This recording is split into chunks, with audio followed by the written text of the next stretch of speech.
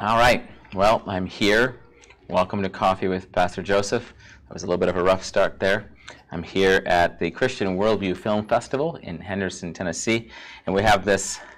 Like my coffee today comes from the crafty stand downstairs, and it's the Long Hollow Baptist Church coffee shop. So it's their coffee shop or their cups. I don't know.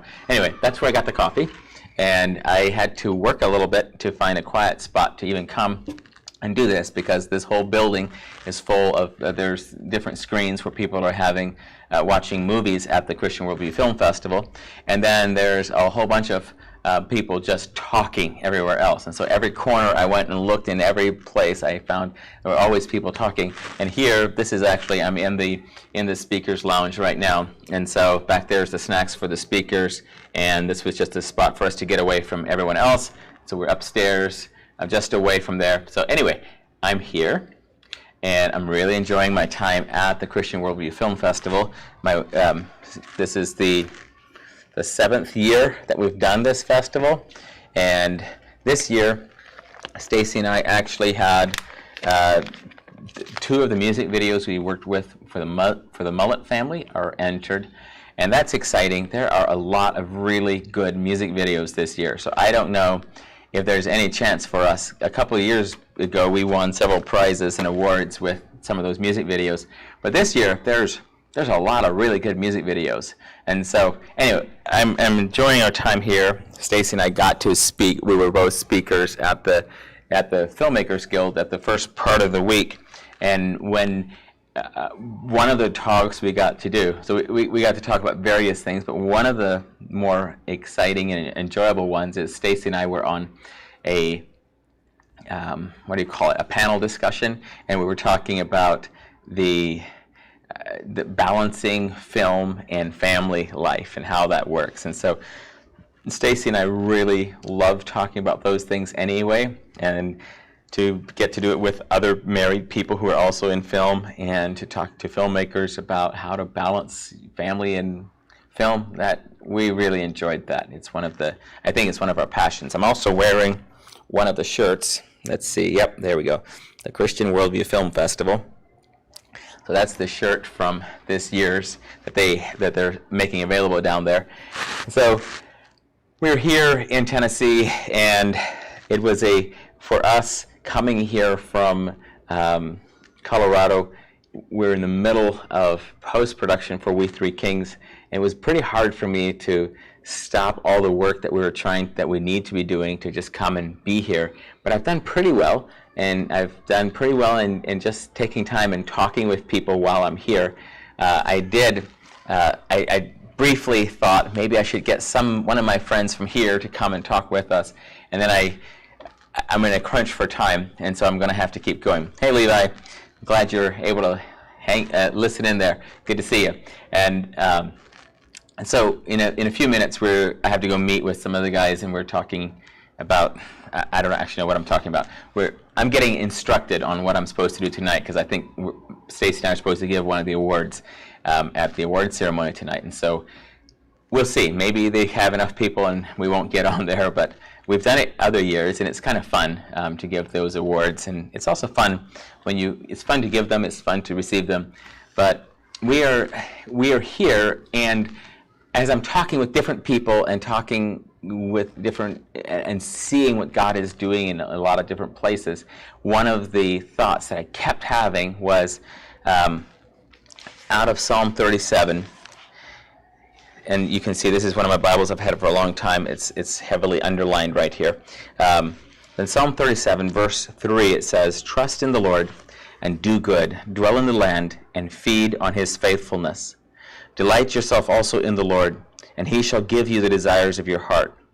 Commit your way to the Lord. Trust also in him, and he shall bring it to pass. He shall bring forth your righteousness as the light, and your justice as the noonday.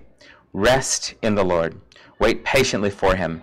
Do not fret because of him who prospers in his way, because of the man who brings wicked schemes to pass. Cease from anger. Forsake wrath. Do not fret. It only causes harm." And he keeps talking about the blessing of those who are waiting on the Lord, and what's going to happen with everyone else. And the reason those verses come to me at times like this is I have been forced this week, or I chose this week, to think back all the way back to 1998 when I first thought, I think God is calling me to be a filmmaker. And in fact, this week I thought even farther, and I remembered all the way back to when I was, I think I was 16 years old. Actually, I might have been 15 and 16. And my family moved from the West Kootenai, Montana, out to Glen Lake, out there on Glen Lake Road in Montana, on the outside of Eureka, a couple miles. And I remember, this is just how funny memories are, right? We had been watching some kind of movie or TV show or something, and I remember riding my bike, my red Mountain Ranger bike. I remember riding it down from Glen Lake Road around the back to the little park on Glen Lake, and as I was going, in my mind, I was imagining what would it be like to be in a movie? What would it be like if somehow there was a movie made about my life? And I remember, because I am a creative and I like to write things, I remember trying to come up with a title. So I was like, we could call it The Boy from Glen Lake or something like that.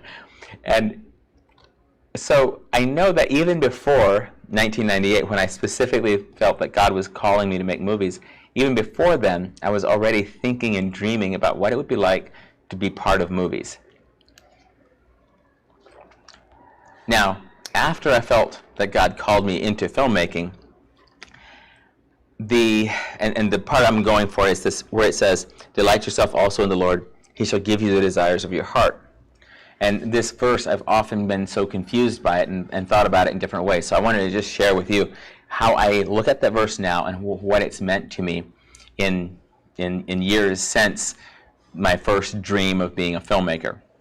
So I felt that it was God calling me, and this is how it happened. We watched the movie A Man Called Peter, and after we were finished, I was so moved. There's sermons and his life testimony of how he loved God are in this movie, and I remember going outside and just walking afterward. My family was still inside. We were at my sister's house, and I was walking around praying, and this was in Gonzales, Texas, and so I was praying and seeking the Lord, and I just really felt strongly, kind of heavily, that God was calling me. He wanted me to do something.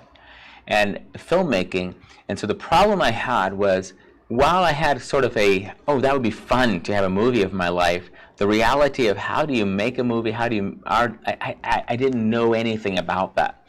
And so it was kind of scary, but I thought, well, I bet you I could figure it out. And so in the next couple of years, I bought a VHS recorder, I bought different kinds of tapes and other, VHS tape, VCRs and things like that. And I was trying to figure out how you're supposed to edit with it. And what I still remember is eventually I took an RCA turntable, one of those record players, and it had an 8-track tape deck, it had a tape deck, it had the actual record player, it had the AM/FM radio, and all of these came with inputs. And so I figured out how I could set up VCRs and my video camera to play into the inputs of all of those. And it was like actually wired for audio, but I was using it for video, so I would wire it like that, and then I would use the switcher on the front panel to change sources. So I would start this VCR playing, and this one would be recording everything that was coming out of here, and then I would change which source I was coming from, and I would play these on top of each other and get this one's audio and this one's video, and that was how I was trying to edit something. And so I actually managed to make several things. We made something called A Slice of Our Life, in which we just showed videos of us singing at the nursing home, picking up trash beside the road, just all the things we all did as a family, because we'd adopted a highway. That's why we were picking up trash, not just because we were that conscientious. We'd adopted a highway, and we're doing that litter control thing. And so we had video of all those things. We made this A Slice of Our Life, and we sent it out to a lot of our friends for Christmas that year. And it was so much work to make this thing, and the quality just didn't seem all that great. And so I remember feeling very discouraged by that I would work so hard and the quality would be so poor. And so by the time 2002, 2003, 2004 came around, I thought, well, maybe I just need to figure out how to go to school to learn this. So I looked up one of the schools out in California, and it was going to cost me just for the first semester was going to cost me like 3 years worth of wages is what it looked like. And I was like, how in the world could I ever do that? I can't even afford, 1 month of this. I'm just stuck. I can't do that. And so it was the dream of being a filmmaker was dying for me. And I thought, well, I've got other things that I'm supposed to be doing. I'm just going to go do all of these other things that I'm supposed to do. And hey, Pedro, thank you for watching from Peru. And may God bless you with your filmmaking in Peru.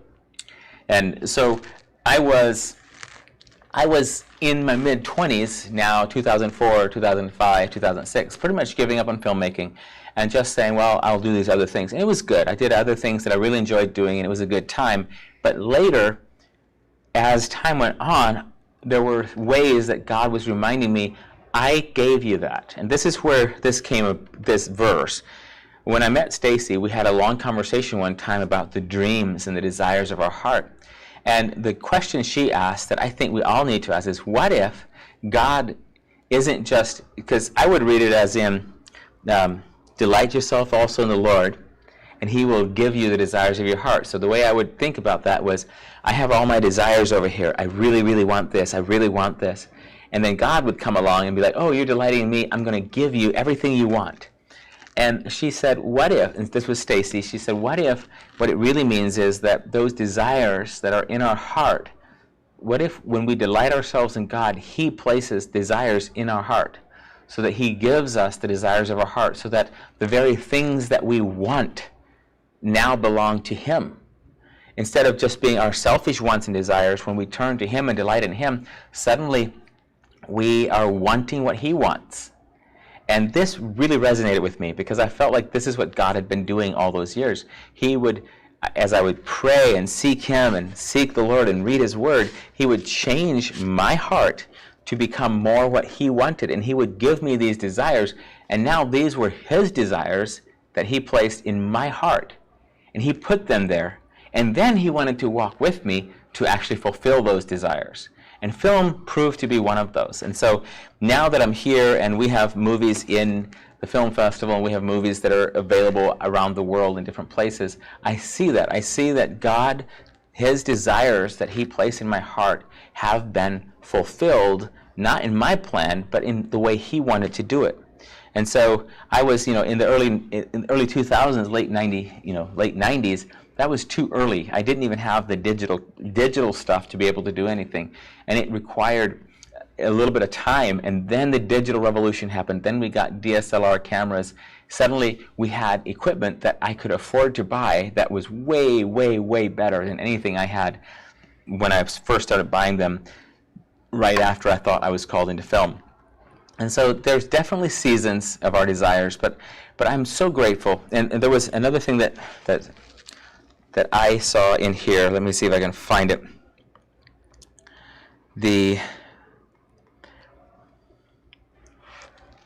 So it's trust in the Lord, do good, dwell in the land, feed on His faithfulness. And God really is faithful. Somewhere here, I thought there was another verse where it talks about God delighting in people, and I was looking at the two verses to see if it was the same word, and it was a slightly different word. But I can't find it right now. So when I think of it, maybe next week I'll talk to you about delighting in the Lord and more of what that means, how to delight in God. But in verse 23 of Psalm 37, there is this verse: the steps of a good man are ordered by the Lord. Oh, this is the very verse I was looking for. So now I'll talk about it right now. The steps of a good man are ordered by the Lord, and He delights in his way. And it's He, God, delights in the good man's way. And so there are the two sides of it. We delight ourselves in God, and He gives us the path we should walk in. He gives us our desires that we should walk in. But God also, as He's ordering our steps, and as we're walking in the steps that He wants us to go in, as we're doing that, He delights in that. He loves it. And I looked it up in the Greek, and I don't have it with me. I looked it up on my phone and just in the My Sword app to see which Hebrew words were being used for the two delights. And so the first delight was kind of like this woo, soft, fuzzy, delighting, And the second delight, the one with God doing it, was like this big manly thing. And so it was two different words. It wasn't even the same word, but in English we use the same word. And so I thought, the delight the way we delight in God is often frail and pale in comparison to how much God can delight and pour out to us. We come to him with little baby steps, and he pours himself out on us. And this has been my experience with film, is that God is so faithful that no matter how big I feel like the steps are, no matter how far I have to go, his steps are, when he comes to me, he does all the work, and he envelops me with himself. And it's a real challenge. Hey, Jace. Oh, it's Becky, and Becky, you're watching, and it's you and Jace's key passage. It is such a key passage that I love this passage, and I've gone through and underlined in each of my Bibles so many pieces of Psalm 37. But at the end, it says, "The salvation of the righteous is from the Lord. He is their strength in time of trouble, and the Lord shall help them and deliver them. He shall deliver them from the wicked and save them, because they trust in him."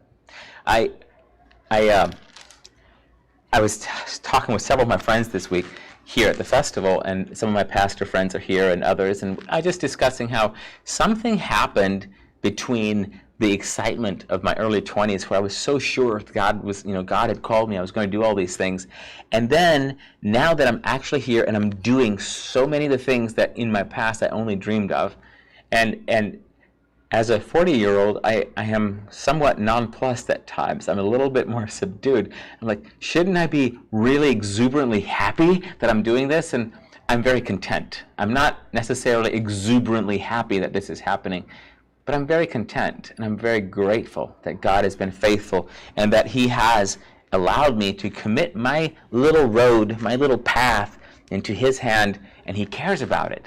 He cares about the path that I walk in. And when he is ordering my path and when I'm obeying him, he delights in it. He likes it.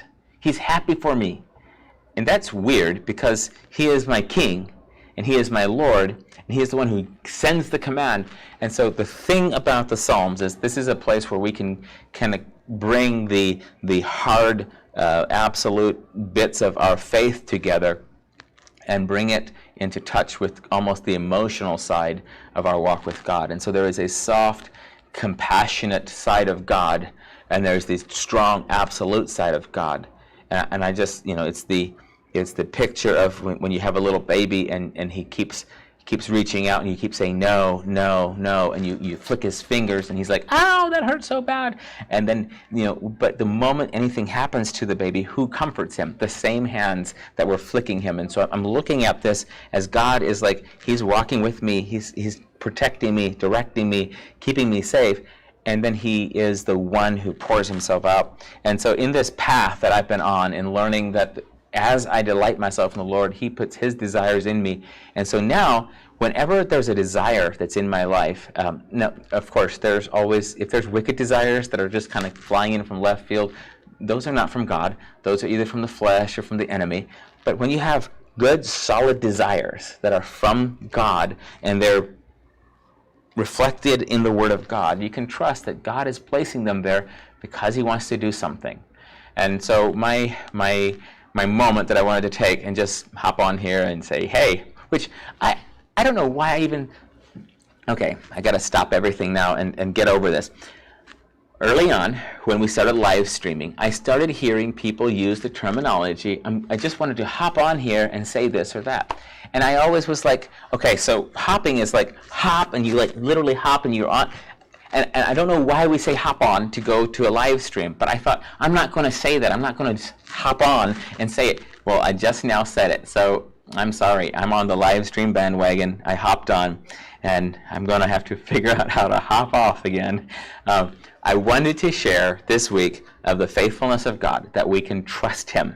We can trust in the Lord. We can do good. We can feed on his faithfulness. He is faithful. And his timing might not be our timing, but he is at work. And I just want to make sure that to the best of my ability, I'm delighting in him, I'm surrendered to him, and I'm allowing him to work through me because he wants to, and he does. He does an awesome job of it. So until next week, delight yourself in the Lord, feed on his faithfulness, and you will be able to fully experience him. So thanks for listening. Let me see if my closing is going to work correctly today. So, coffee from Tennessee, and I'll see you next week.